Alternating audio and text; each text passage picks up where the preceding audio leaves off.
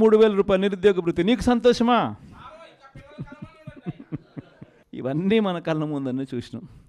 అంటే ఇటువంటి ప్రలోభాలకు ప్రజలు కూడా ఏమో జగన్ చేసినాడు కదా, జగన్ బాగానే చూసుకున్నాడు మమ్మల్ని అందరినీ, జగన్ పలావ్ పెట్టాడు, చంద్రబాబు నాయుడు బిర్యానీ పెడతానంటున్నాడు,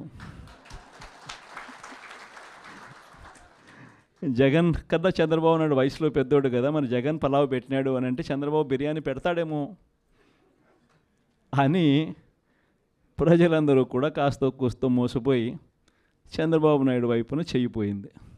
కేవలం 2.5 నెలల్లోనే ఒక ప్రభుత్వం మీద ఇంత వ్యతిరేకత రాగలుగుతుందా అన్న ప్రశ్నకు ఏదైనా ఎగ్జాంపుల్ ఏదైనా ఉంటుంది అని అంటే అది చంద్రబాబు నాయుడు గారి ప్రభుత్వమే అని చెప్పి కూడా చెప్పచ్చు.